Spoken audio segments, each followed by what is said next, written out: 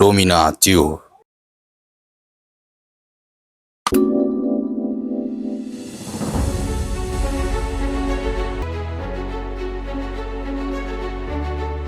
እንኳን ደህና መጣችሁ። ዛሬ ዓለምን በስጋት ዓይን ያስመለከተ ስላለው የመካከለኛው ምስራቅ ወቅታዊ ሁኔታ እንነጋገራለን።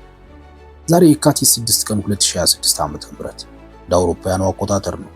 በመላው ዓለም ከፍተኛ ትኩረት ያገኘ ዜና ደርሶናል። ለሳምንታት በጦርነት ስጋት ሲታመሱ የቆዩት አሜሪካና ኢራን ባልተጠበቁ ሁኔታ በኦማን መዲና መስቀጥ የፊት ለፊት ባልሆነ መንገድ ድርድር ጀምረዋል። በኢራን በኩል የውጭ ጉዳይ ሚኒስቴር አባስ አራቂች የተገኙ ሲሆን በአሜሪካ በኩል ደግሞ የፕሬዝዳንት ዶናልድ ትራምፕ የቅርብ አማካሪዎች ስቲቭ ዊትኮፍ እና ያሬድ ኩሽነር በቦታው ተገኝተዋል። የኢራን የውጭ ጉዳይ ሚኒስቴር ቃል አቀባይ እንደገለጹት የቴህራን ዋና ግብ በኒውክሌር ጉዳይ ላይ ፍትሃዊ የጋራ እርካታን የሚፈጥርና የሀገሪቷን ክብር የሚጠብቅ ስምምነት ላይ መድረስ ነው። አስተዳደሩ ግን የኒውክሌር ጉዳዩን ብቻም ሳይሆን የኢራንን ባላስቲክ ሚሳኤል መርሃ ግብር እና በክልሉ ያለውን ተጽዕኖ ጭምር በድርድሩ ውስጥ እንዲካተት እየወተወተ ነው። የጀርመን ቻንስለር ፍሬድሪክ ሜርስ በመካከለኛው ምስራቅ ያደረጉትን የ3 ቀን ጉብኝት ሲያጠናቅቁ ስለ ጉዳዩ ጠንከር ያለ አስተያየት ሰጥተዋል። ቻንስለሩ በሳውዲ አረቢያ፣ በኳታርና በተባበሩት አረብ ኤሚሬቶች ያደረጉትን ጉብኝት ሲጨርሱ የተናገሩት በክልሉ መሪዎች ዘንድ ያለው ስጋት በጣም ከፍተኛ ነው።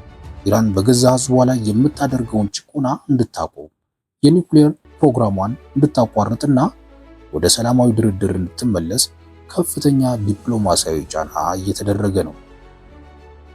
ለምንድን ነው ድርድሩ አስቸጋሪ የሆነው? ይህ ድርድር የሚካሄደው በጥቁር ደመና ውስጥ እንደሆነ ተንታኞች ይናገራሉ። ለዚህም ምክንያቶቹ የመጀመሪያው ያልተረጋጋ የትራምፕ ፖሊሲ ነው።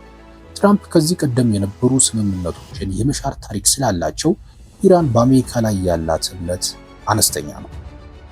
ሁለተኛው የእስራኤል ሚና።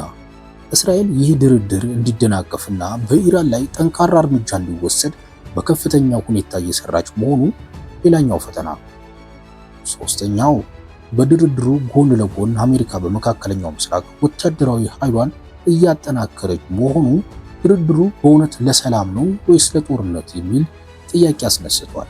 የአሜሪካና የኢራን የ70 ዓመታት ቁርሾ ለተመልካቾቻችን ግንኙነቱ እንዴት እዚህ ደረጃ ላይ እንደደረሰ ለማስታወስ ያህል እንደ አውሮፓውያን አቆጣጠር በ1953 አሜሪካ CIA በኢራን የነበሩትን ዲሞክራሲያዊ መሪ አውርዳ የራሷን ደጋፊ ወደ ስልጣን አመጣች።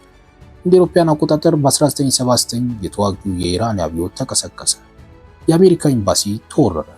52 አሜሪካውያን 444 ቀናት ታገቱ። ከዚያን ጊዜ ጀምሮ ሁለቱ ሀገራት ዲፕሎማሲያዊ ግንኙነት የላቸውም።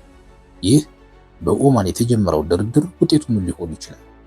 ዓለምን ካንዣበበባት የጦርነት ስጋት ይታደጋታል ወይስ እንደተለመደው ያለ ስምምነት ይበተናል? ይህ የውይይት ዙር የሁለቱ ሀገራት የቁርጠኝነት መፈተኛ ተደርጎ ተወስዷል። እናንተስ ምን ታስባላችሁ?